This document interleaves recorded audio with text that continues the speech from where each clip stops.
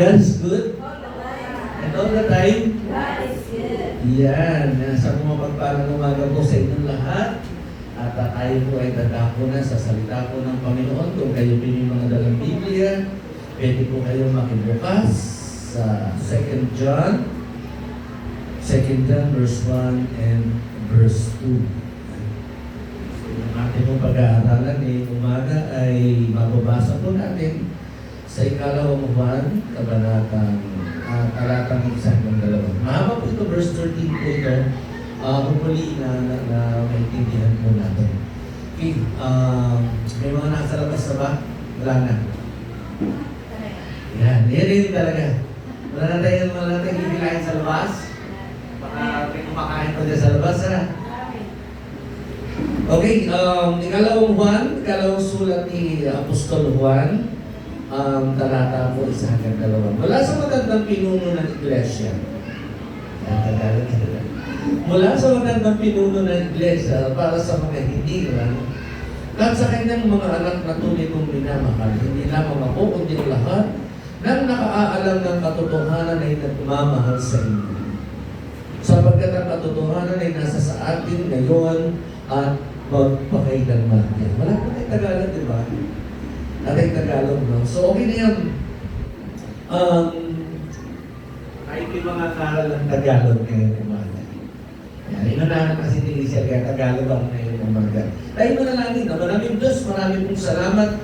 Sa iyo namin alay ang araw niya ito, Panginoon. Sa iyo namin pinagkakatiwala mula po sa awitan, sa pangangaral, sa pagkakaloob, pagpapatotoo, hanggang sa mga darating pang gawain ay sa iyo namin ipinagkakatiwala ang lahat ng ito. Manguna ka, gabayan mo kami at ikaw ang maluwalhati, mataas ang iyong pangalan. Sa pangalan ng Panginoong Jesus, ito po kami panalangin, tayo magsabi ng Amen. Okay.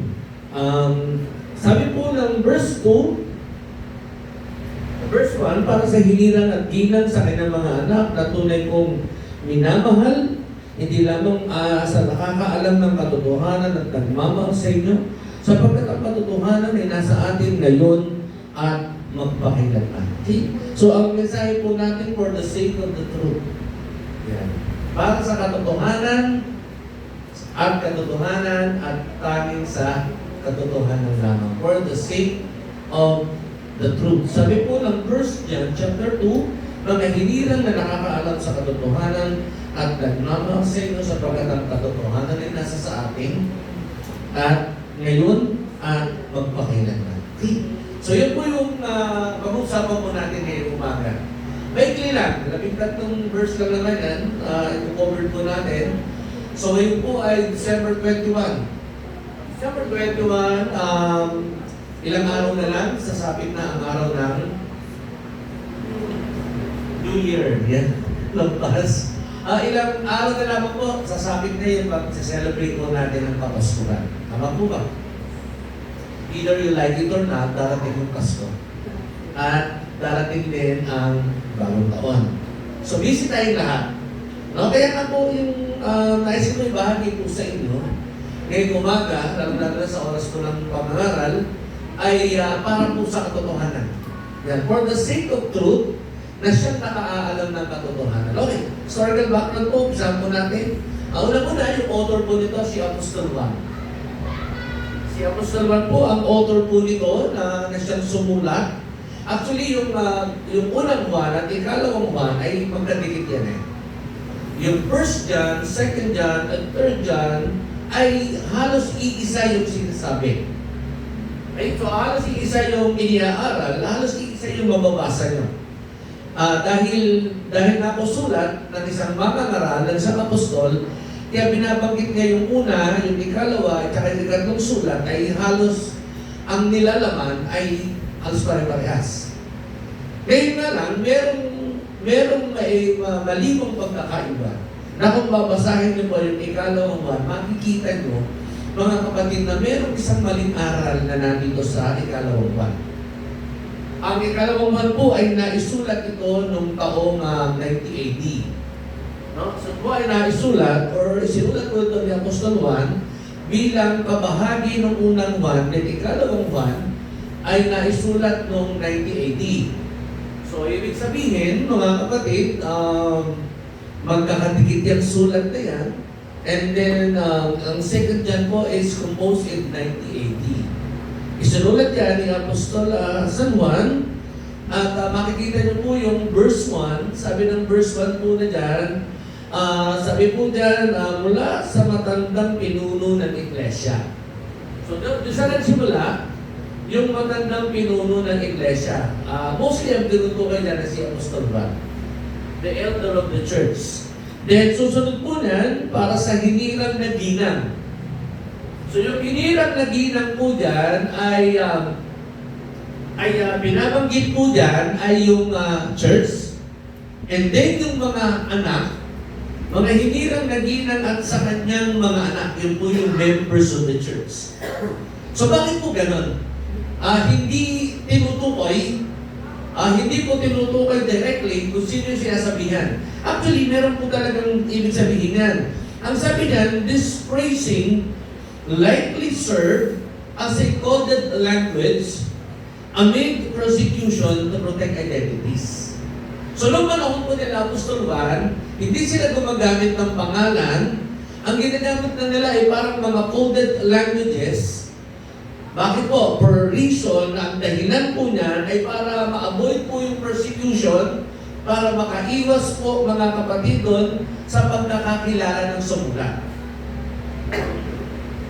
To avoid persecution, para makaiwas doon sa mga darating na pag-uusig at upang maitago yung talagang sumula. So to avoid persecutions, and the second is to protect identities. Kaya po sinulat ng Apostol Juan yung ikalawang ay para ingatan yung church. Kaya nga, kung babansin ninyo, walang pangalan na kabanggit po dito. Ang unang banggit lang dyan ay yung matanda sa iglesia. Mostly, pag sinabi matanda sa iglesia, matandang pinuno ng iglesia, yan yung pinaka-elder ng church. At yan po ay yung kadalasan, yan ang pastor ng simbahan. Sa Asia Minor. Ganun nila ginagamit po yan. Pangalawa, yung mga hinirang na babae. Sa biblical po kasi nakaparaanan, alam natin na ang church ay itinutukol sa babae. Tama po ba? Tayo yung bride. No? Tayo po yung bride ng ating Panginoon. At yung sinasabi po kanyang mga anak, which is the members of the church. So tayo yun. Tayo ang pinatutungkulan nun, mga kapatid, merong dahilan, merong kasi kadahilanan po yun, mga kapatid po sa Panginoon, na makikita nyo na kaya isinusulat yan, hindi dinidisclose, mga kapatid, ang pagkakakilanlan para makaiwas doon sa pag-uusig. Yan po ay sinulat ni Apostol Juan noong taong 90 AD, no? Age of Grace, sa panahonan po ni Kristo. Okay, pangunahing layunin. Ano ba ang pangunahing layunin ng sulat na ito? Mga kapatid, ang sulat ng ikalawang Juan ay bilang babala at paalala doon sa tinatawag na maling aral. Mga false teacher, mga huwad na guro at mga huwad na aral, mga maling aral. So meron kasing huwad na mga misyonary sa panahon po nila na nagtuturo ng maling aral. So mamaya makikita nyo ano yung maling aral na itinuturo dito. So yan po ay para doon sa tinatawag na isinulat ang ikalawang Juan bilang babala at paalala, mga kapatid, na sa loob po ng iglesia may mga maling guro, may mga maling teacher, at meron din mga maling aral. No? So yan po yan, kaya po yung pagkakakompose po niyan, mga kapatid, mayroong maling aral sa church. So kaya po isinulat ito, kaya po ito ibinahagi, mga kapatid, para bigyan ng paalala, bigyan ng babala ang iglesia sa panahon mo ni Apostol Juan, na sabi na sa loob ng church may mga misyonero na pumapasok sa loob ng iglesia at nagtuturo ng ibang klaseng gospel o ibang klaseng turo na itinatanggi yung tunay na katotohanan. Ngayon po, mga kapatid, tinignan mabuti, yung pong binabanggit dyan. Ang isa po sa mga main idea ay yung pong katotohanan. So as you observe, habang tinitingnan nyo, binabasa nyo, yung pong buong talako ng ikalawang buwan, makikita nyo inuulit-ulit ng 5 beses yung salitang katotohanan. Makikita nyo po yan sa verse 1. Sabi niya, mga minamahal ng lahat ng nakakaalam ng katotohanan. Verse 2, katotohanan nasa sa atin. Sabi sa verse 3, sa pamamagitan ng katotohanan at pag-ibig. Sabi sa verse 4, namumuhay ayon sa katotohanan. So yun po yung pinaka keyword or salita na inuulit-ulit sa sulat po ni Apostol San Juan.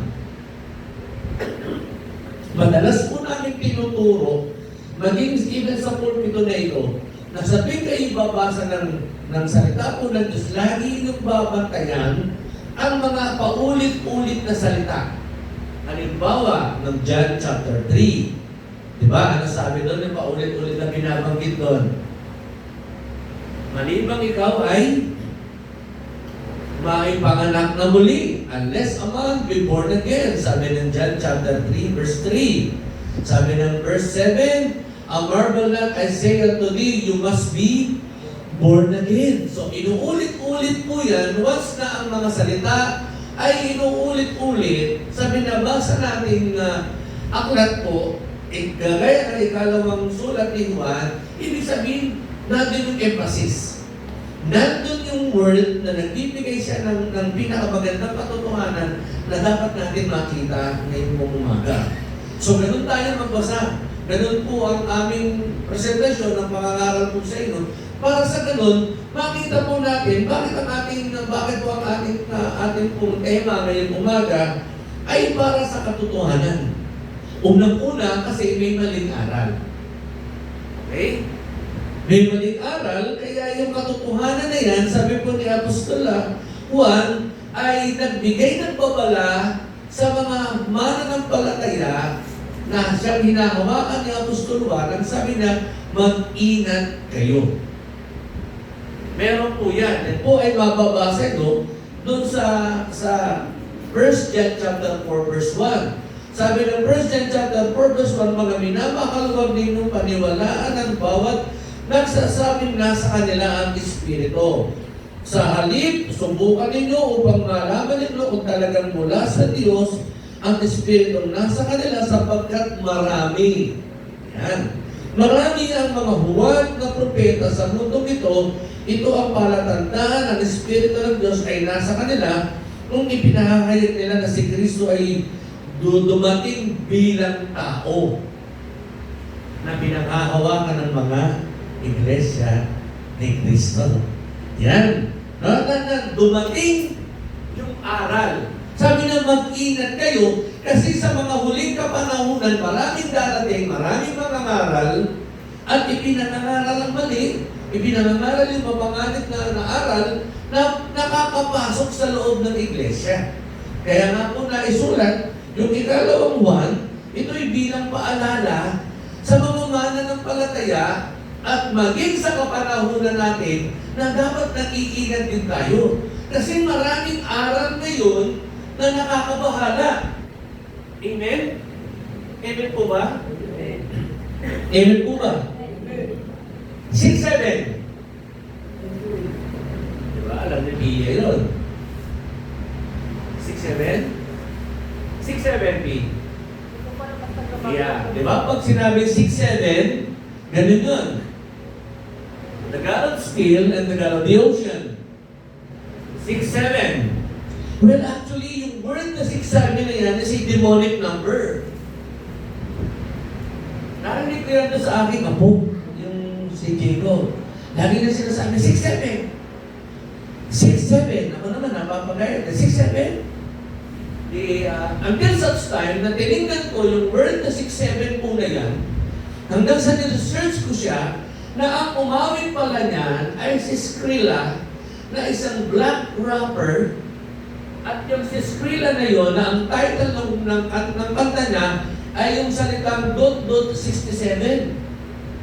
It also, hinago niya yan doon sa isang basketball star na si Carmelo Anthony, na siya yung pinagkuhanan niyan kasi si Carmelo Ball ay 6'7". Then kinumpos po ang awit na yan na ang title ay .67. And then pag binasa nyo, pinanood ko yun, tinignan ko yung buong lyrics po na yan ng .67 na yan, na ngayon ay ginagamit ng mga bata. Maging yung apo ko, nakita ko bakit. Nung nalaman ko, sabi ko, pati yung apo ko, hindi accepted. Amen? Baka sa mga mahal na sa buhay, narinig nyo yung 6'7 na yan. Well, actually, yung word na 6'7 po na yan, ang sumulat yan ay occultist. Ang sumulat po niyan, ang kumanta niyan, ay isang demonic occultist na pag tinignan nyo yung buong liriko nung word na .67, makikita nyo puro demonic practices ang nandun. And yet, ang nakakabahala, kinakanta, pinopronounce sa eskwela, sa bahay ng mga apo natin, na hindi natin alam. Amen po ba? Ito ho ay paalala din sa akin. Hindi lang sa akin na ako nakita ko yun. Sabi ko, inaalaw ko na sinasabi ng apo ko, pero ako pala sinasabi ko din, itong malaman ko, galing sa isang rapper na ang demonic practitioner ay occult. Tuwan-tuwa naman tayo, 6'7". Taas ako yung gano'n, di ba?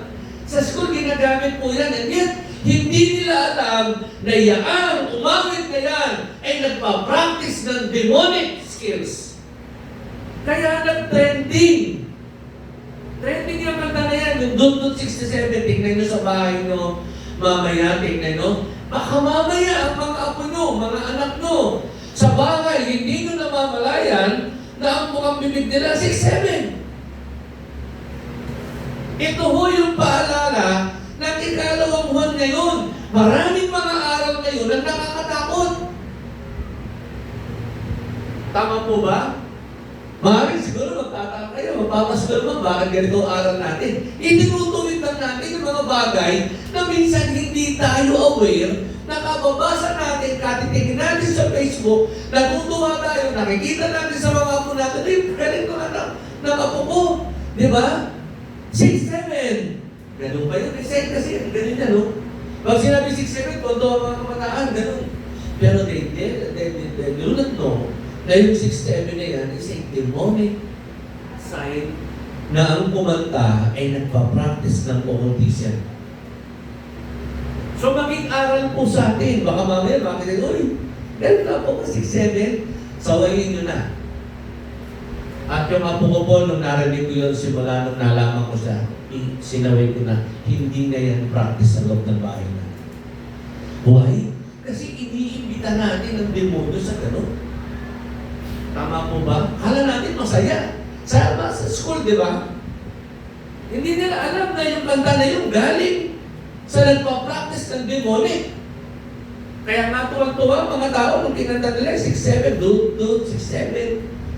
Hindi nila alam na inaalok na sila ng demonyo sa awitin nila. So yun po yung sinasabi po ni Apostol San Juan na nung sinulat niya na sa kapanahunan ito, mapanganib na po ang panahon natin. Kung nakakalusot man sa atin, doon sa mga apo natin, natatari sila doon.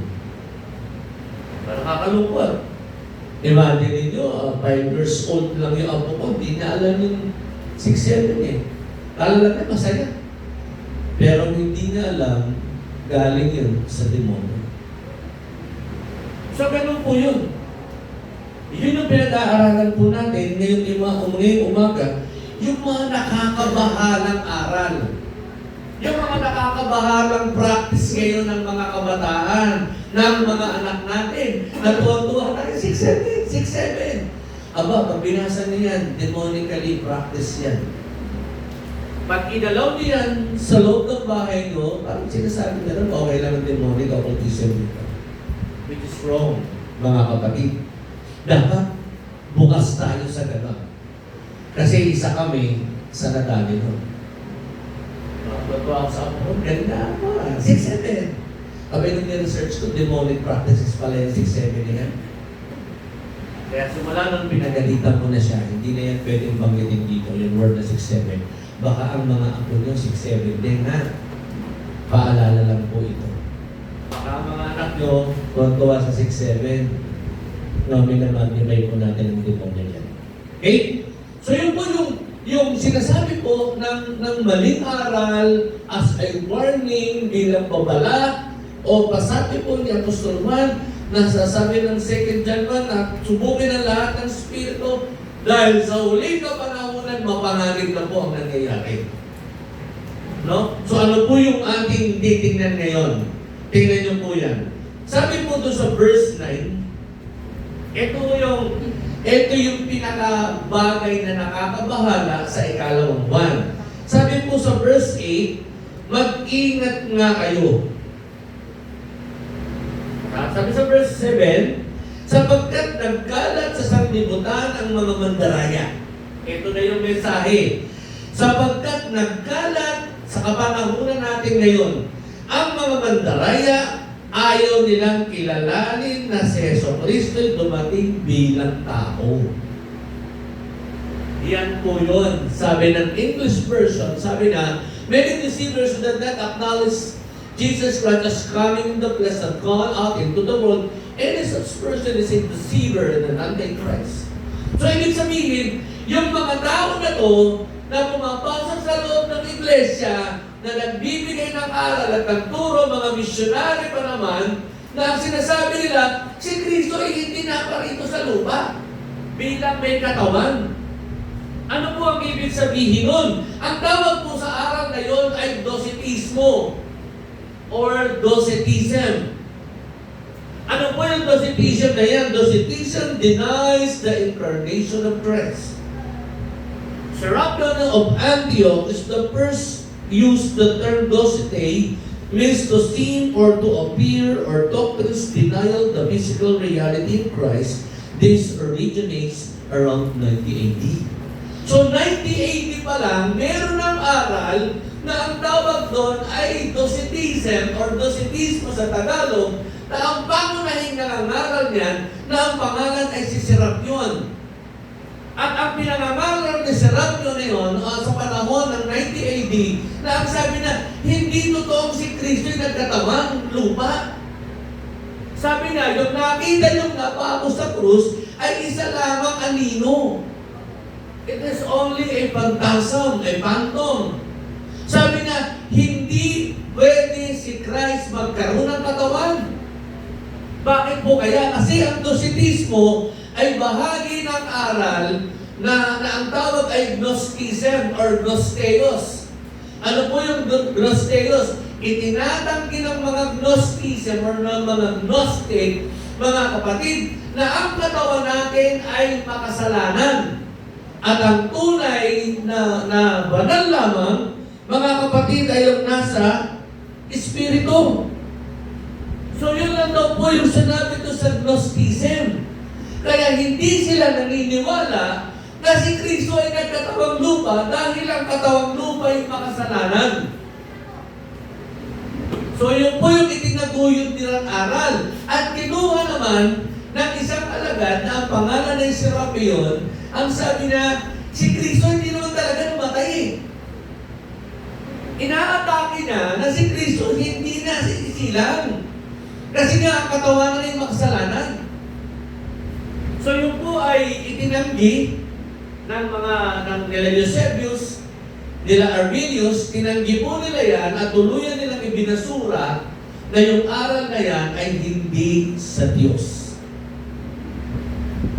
Gaya natin, tayo po ay nagse-celebrate ng Christmas. Naniniwala tayo na si Kristo ay nagkatawang lupa, nagkatawang tao, naisilang sa batak. Naniniwala po tayo doon. Pero yung aral na tinututulan ng ikalawang sulat ni Juan, mayroong mga nangangaral sa loob ng iglesia na ang aral nila, hindi sila naniniwala na si Kristo ay tunay na nagkatawang tao. Itinatanggi nila na si Kristo daw po ay walang katawang lupa. Siyempre, blasphemy yun. Alam naman natin, di ba? Isaiah chapter 9 verse 6, to us a child is born. Di ba? At ipapanganak ang isang lalaki. Ang tatawag sa kanya ay Emmanuel, ibig sabihin ng Diyos ay sumasa atin. So yun po yung babala ni Apostol Juan dito sa ikalawang sulat na pinag-aaralan natin. Ang sabi ng mga mandaraya, ayaw nilang kilala na si Kristo dumating bilang tao. Ang ganong tao ay mandaraya at kaaway ni Kristo. Mag-ingat nga kayo upang huwag mawalang saysay na naman pinagpapaguran sa halip ay lupusan ng mamagta ng gantimpala. Kasi meron pa rin aral. Tama po, hindi sila naniniwala merong Kristo na isilang eh. Merong bata sa ang paniniwala nila, yun lang daw ay anino. Kaya nga kung titingin kayo ng Docetism na picture, if ever you came across seeing a picture of Christ crucified, makikita nyo blank, puti lang. Yun ang paniniwala nila na wala naman totoo talaga Kristo na pako. Si Kristo lang ay isang anino. Isang pantasong lang. Isang similitude lang. Kaya nga po yung word na docete, tawag po na ay similitude. Hindi sila naniniwala may batang Kristo na naisilang. Kaya nga nung nangaral si Apostol Juan, nagsabi na, mag-ingat kayo dahil marami ang mga mangangaral, mga misyonaryo, pumapasok sa loob ng iglesia. At ito ang inaaral nila. Ang tawag sa kanila mga mandaraya at ang tawag sa kanila mga antikristo. Ngayon, balikan natin ang buong konteksto. Kung merong maling aral, kung merong mali na aral, ano naman ang pamalit sa mali? Palagay nyo, ano ang pwedeng ipalit sa mali? Katotohanan. Tama po ba? Tama. Yung mali, palitan natin ng tama o palitan natin ng katotohanan. Kaya nga po yung mga unang binasa po ni Apostol Juan, ang sabi niya, mga nakakaalam ng katotohanan, ang katotohanan ay nasa sa atin, ang mga anak ko sa loob ng iglesia na lumalakad sa katotohanan. Ano po ba yung katotohanan binabanggit po dyan? Wala namang iba, maliban ang salita ng Diyos at si Kristo.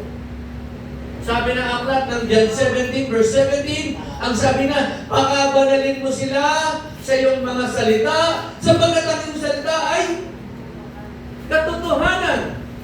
Si Kristo mismo ang nagsabi na, ako ang daan, ako ang buhay, at ako ay katotohanan. Sabi ho ng John 1:14, ang sabi na, lahat ng bagay ay naisulat si Kristo na siyang katotohanan. Yun po yung iniaaral. Kaya nga po ang sabi mo ng banal na kasulatan, sabi doon sa verse 9, kung titignan nyo sa screen, ang sabi na ang hindi nananatili sa turo ni Kristo. Di ba? Whoever runs ahead and does not continue in the teachings of Christ does not have God. Ano po ang binabanggit yan? Ano po yung aral na ang aral ni Kristo sa palagay natin lahat? Simple lang. Na ang anak ng Diyos sa simula't-simula ay verbo ay nagkatawang lupa, nanahan sa lupa, ibinigay ang kanyang buhay, pangtubo sa ating mga kasalanan. Yan po yung katotohanan na nang si Kristo ay tumayo sa mga alagad, ang sabi na, ako lang ang buhay, ako ang daan, at ako lang ang katotohanan. Walang makakarating sa Ama maliban sa... So, kailangan mo yung katotohanan ng salita ng Panginoon. Sa buhay din po natin ito, mga kapatid, minsan, ang daming nadadaya. Minsan ang daming naluloko. Minsan ang daming naliligaw kasi hindi nila alam ang katotohanan.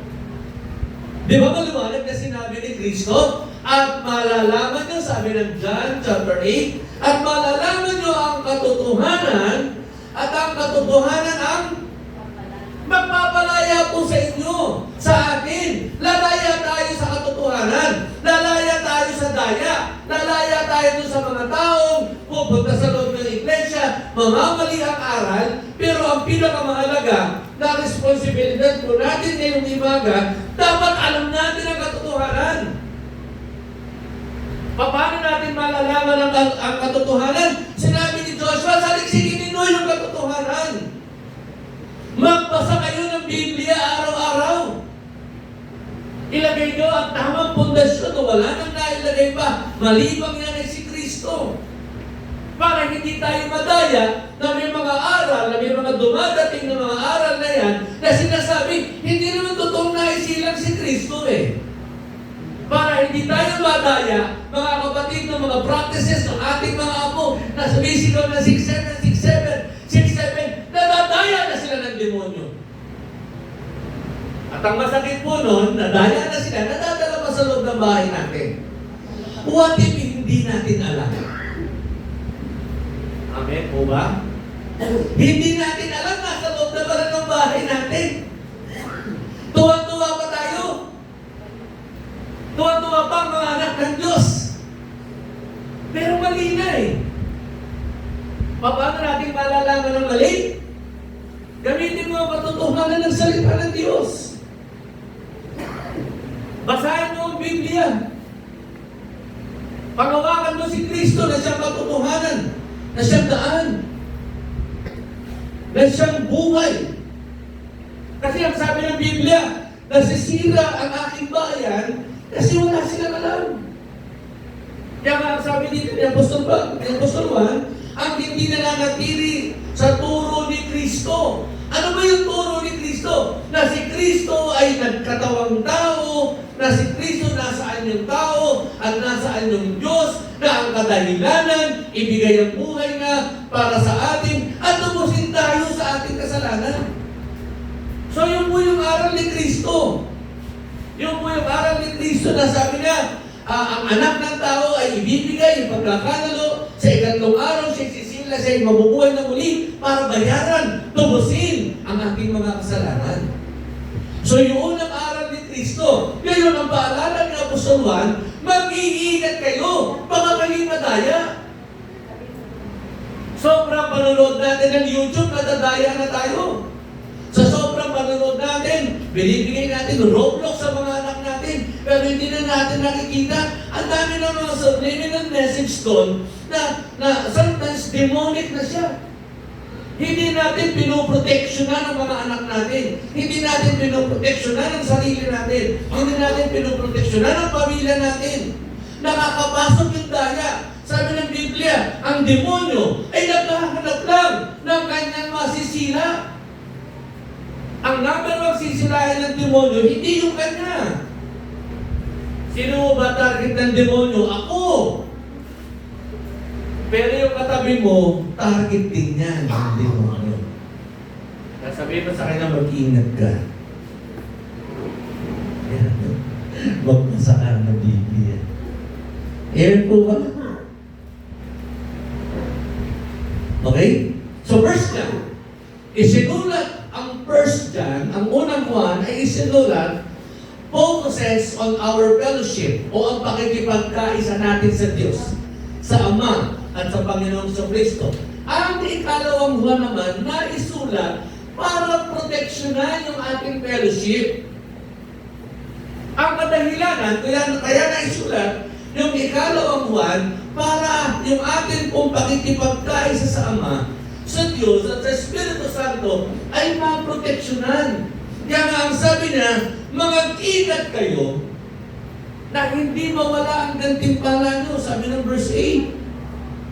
Mag-ingat nga kayo upang huwag mawalang saysay ang aming pinagpapaguran. Sabi ni Pablo, sabi ni Juan, mag-ingat kayo para yung pinagpagura namin pundasyon at iniaral namin sa inyo, hindi mo walang saysay. Di ba? Sabi ni Pablo, ano kayo mga mangmang na Galasya? Nagsimula kayo sa Espiritu, nagtatapos kayo sa laman? Tandaan niyo po mga kapatid, sa kapanahunan natin, darating na ang mapanganib. Perilous times comes, and in the latter days, sa huling panahunan, sa huling kapanahunan, lalabas na. At ang kaaway ay gagawa na triple time. Dapat tayo mga anak ng Diyos, triple time din o hindi na triple time, quadruple time po tayo kung manalangin, magbasa, mag-aral at kumamit kay Kristo. Hindi tayo parang para tayo mga nakaupo lang sa pansitan. Amen? Kaya nga po, hinihikayat po namin kayo sa darating na Miyerkules, sumama kayo sa panalangin. Hindi lang kami ang nananalangin para sa inyo. Magsama-sama tayo ng panalangin. Kasi ang daming nadadaya. Amen? Ibig sa manalangin, nanonood ng pinapanood nyo si Tanggol. Nauna pa si Tanggol, bago manalangin. Sige na, Pastor. Maganda na yung episode. Minsan hindi tayo nagiging matalino. Amen? Paalala po ito. Hindi ko naman kayo tinatapor. Sinasabi ko lang na ang paalala po ni Apostol Juan, ang sabi na, mga ingat kayo upang huwag mawalang saysay ang aming pinagpapaguran sa halip ay lubusan ninyong matanggap ang gantimpala. Walang gantimpala kay Tanggol. Niloloko lang kayo nun. Sa kayo nakakita, nagbabarilan, di naubos ang bala. Di naubos ang bala ni Tanggol, no? Pero pag tinamaan ka, terador ang kaaway, igaling ka. Maraming matadaya. Ang sabi niya, ang hindi nananatili sa turo ni Kristo, kundi nagdaragdag dito ay wala sa Kanya ang Diyos. Sino man, sabi sa verse 10, sino man dumating sa inyo na ibang turo ang dala. Kunyari, may nag-share sa inyo. At ang sabi sa inyo, huwag ka na maniwala kay Kristo. No? Si Kristo hindi totoo yan. Sabi ko ng banal na kasulatan sa talatang 10. Sino man dumating sa inyo na ibang turo ay dala, huwag ninyong tanggapin sa inyong bahay. Kasi sa panahon nila, may mga misyonary pumapasok sa loob ng church na tuturo ng iba-iba. Manood kayo ng Facebook, di ba? Meron kayo nakita ako, may nakikita ko madalas yung pastor, local pastor siya. Pag pinatungan na kami, nagigilig yung mga nangingisay. Nagtutumbahan sa nagtutumbahan sa sahig. Amen? Nakakita na ba kayo sa Facebook? Di ba? Ang dami nun? Di ba? Pinatunan na kami, naghihigan, nagtututukan na. Hindi gano'n ang Diyos. Ang Diyos po ay banayad. Ang Diyos ay Diyos ng kaayusan. Hindi nais ng Diyos na maghihilata ka dyan. Hindi nais ng Diyos na matumba ka. Kung paulo mo dyan, problema ka. Sugod ka na naman sa San Isidro Hospital.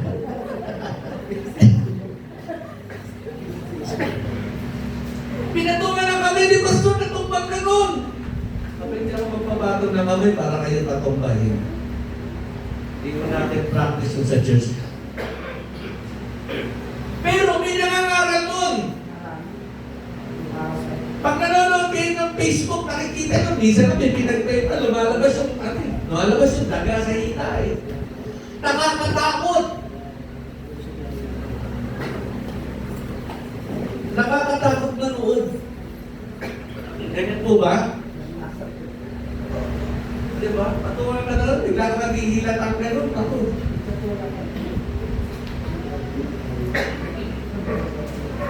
Galit na galit po ang Bishop Lyson sa ganun. Bakit? Kasi pinuproteksyon na natin ang Diyos. Pag may nangaral dito na iba sa pinanangaral po ng mga pastor, questionin nyo yan.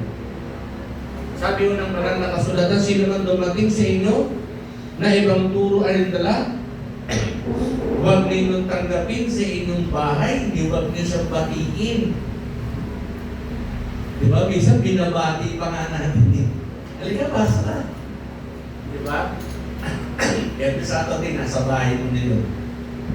Ano sabi na sabihin sa iyo? Ay, si Jesus ay propeta ka. Ang matuwid ay mananahan sa lupa. Yan, di ba? Ano ba kayo? Kami ay mga saksi ni? Yan, di ba? Ganun tuturo sa inyo eh. Pero sa Biblia, sa New Testament, walang saksi ni Jehovah kayo mababasa. Ano po ang nasa New Testament? Mga saksi ni? So ano po yun? Tatlo lang po yan. Sabi na, the supremacy of truth. Paano natin lalabanan yung mga maling aral? Natutuhanan ng salita ng Diyos. Paano tayo lalaban sa mga maling turo? Sa pamamagitan ni Kristo na siyang pundasyon natin. Mga kapatid, pero ang paalala ni Apostol Juan, dalawang bagay. Una, ano po yung una? Sabi na, mag-ingat kayo. Kailangan po natin mag-ingat. Baka mamaya, papasok tayo ng papasok. Alam niyo po ba, na ang mga maling aral, pag tinanggap nyo at pinapasok nyo sa inyong bahay, ang sabi mo ng banal na kasulatan, sapagkat ang bumabati sa kanya, ay nagiging kaisa niya sa masamang. Kaya pag pinelgat niyo sa bahay niya, kaisa na kayo doon. Di ba? Tuwa-tuwa tayo, 6'7", pasok sa bahay natin, 6'7". Abay nang nakata ko, sabi ko, mali pa rin 6'7". Automatically, nireblok po namin, dinalis namin. Kasi yan yung bukang bibig ng mga kabataan na yun. Hindi ko lang alam kung sa bahay nga meron, sa amin meron eh. Nadulat ako 6'7". Tinignan ko yung black singer, rapper. Tinignan ko yung lyrics. Ako sabi ko, demonic talaga, hindi sure. Tapos pababayaan natin ang mga anak natin, si Samir, 6'7". Para natin pinapasok. Halika, demonyo dito ka sa loob ng bahay natin. So, ganun po yung mensahe ngayong umaga. Kumalikot tayo sa katotohanan, no?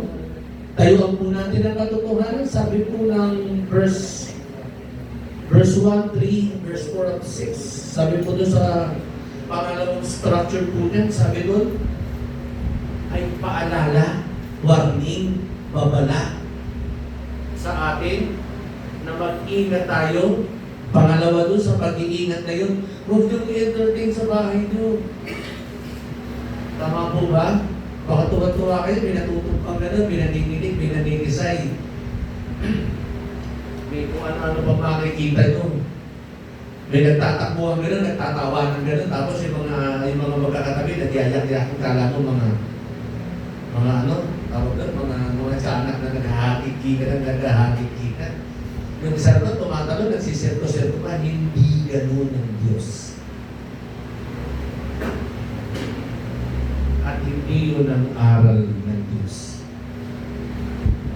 Dahil pag Espiritu nandyan, kaayusan ang idinutulong.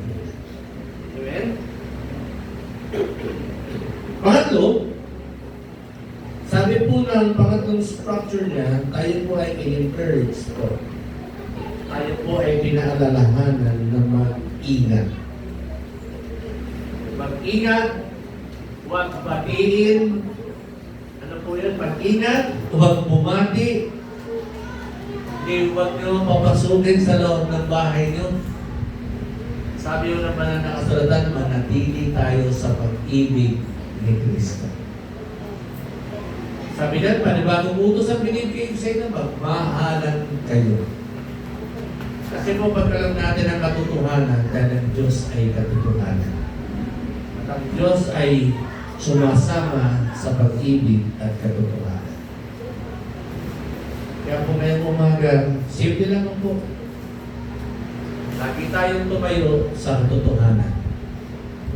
Lilipas po ang ilang araw, magpapasko na. Sino-sino nagsiselebrate ng Christmas sa asang kamay? Si Josh? Lahat naman tayo nagsiselebrate eh. Huwag nating alisin yun. It is, dahil tayo po ay nagsiselebrate talaga, totoo po yun. Yung alam, sa ating mga Kristiyano, ang Kapaskuhan ay pag-aalaala na may Kristo na ibinigay para sa atin.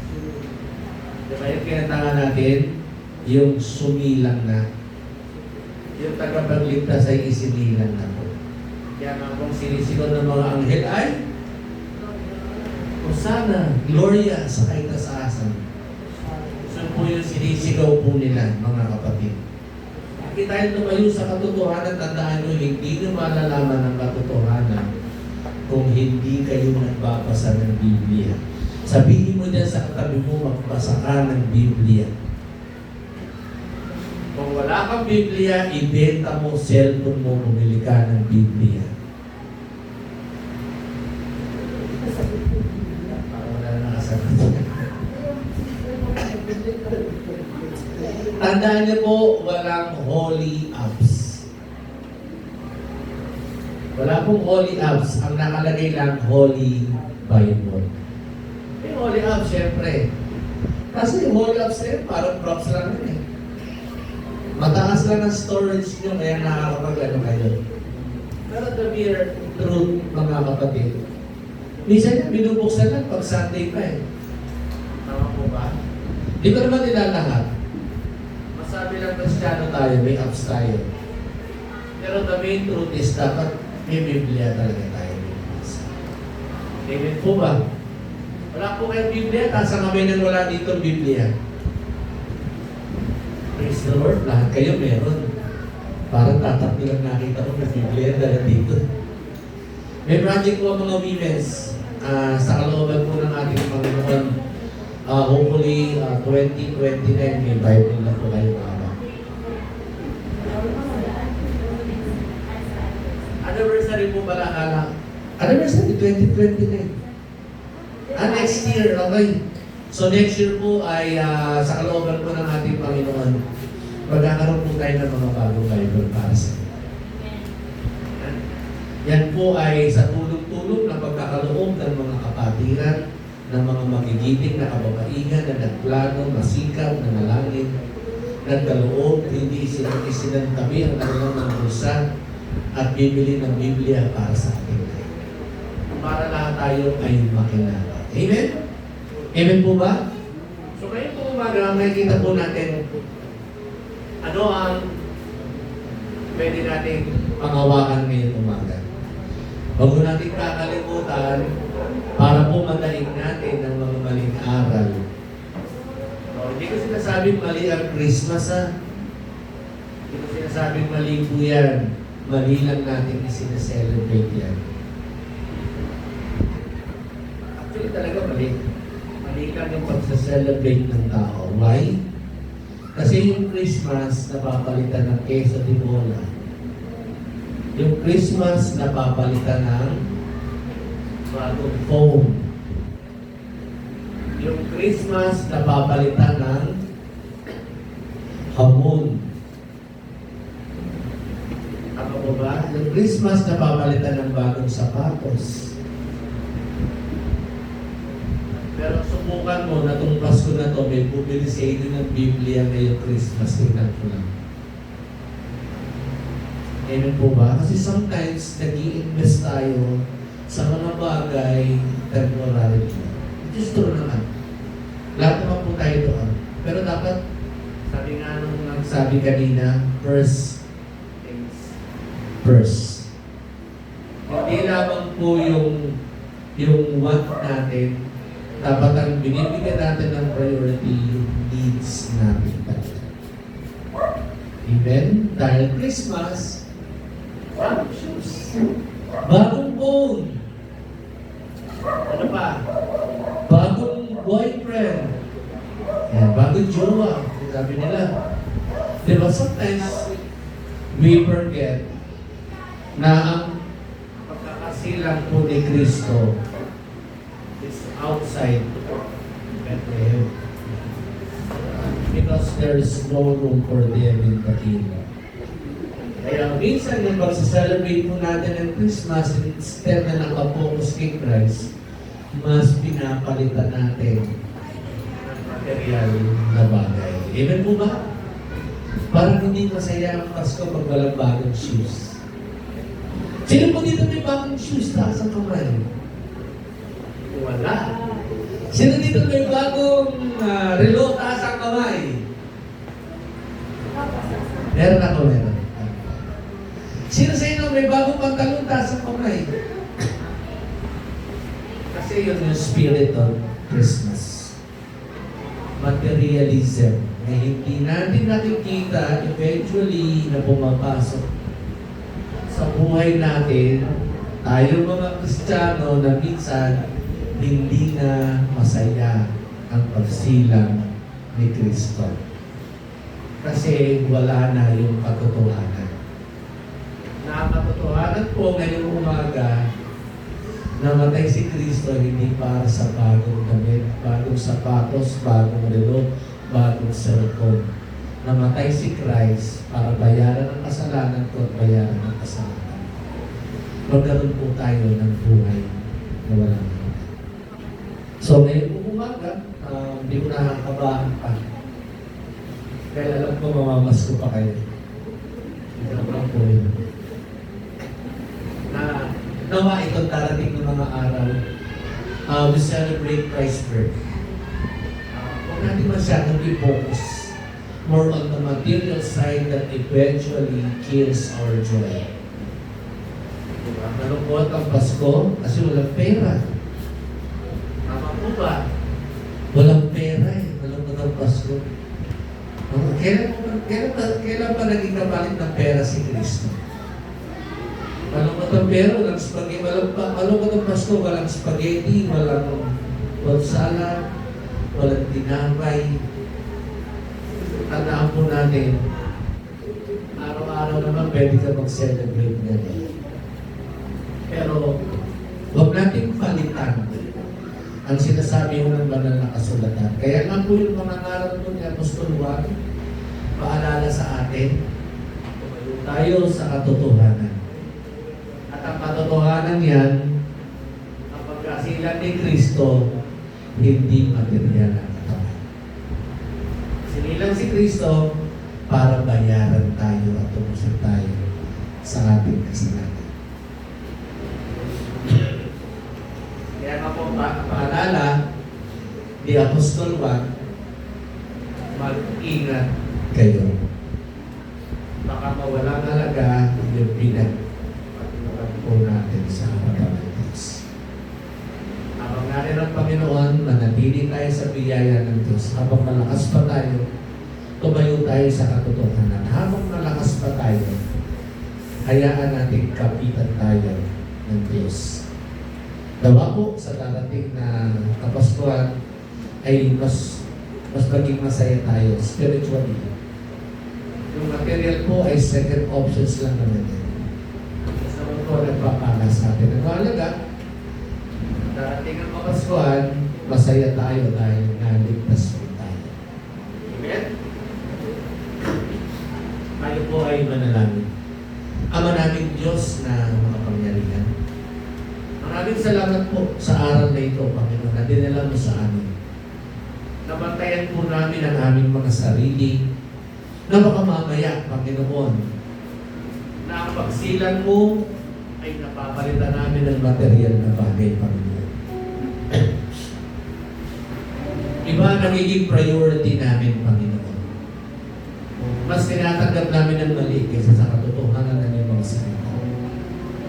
Patawarin mo nga po kami na sa mga pagkukulang namin at kahinaan at hindi namin pag-alam ng iyong mga salita. Dakila po at mapagpalang Diyos, linisin po kami. Nawa sa darating na Kapaskuhan na sineselebrate po namin ay tunay na sumilang ka sa puso namin. Hindi ang material na bagay, kundi ang tunay na diwa ng iyong kapanganakan. Tayuan namin ang tamang aral. Tayuan namin ang tunay na diwa ng Pasko. Ikaw at ang mga salita na siyang kailangan po natin. Salamat po sa araw po na ito, Panginoon. Patuloy o Diyos na malagay sa puso namin ang Kristo. Tumayo kami sa katotohanan. Tayuan namin ang tunay at totoo sa iyong mga salita. Salamat po at sa iyo namin ara-alay ang aming buhay, ang aming kalakasan. Hindi kami tumayo sa katotohanan sa iyong mga salita at sa katotohanan na sa aming Panginoon sa Kristo. Ito po ang aming panalangin, tayo magsabi ng malakas. Amen and amen. Palakpakan mo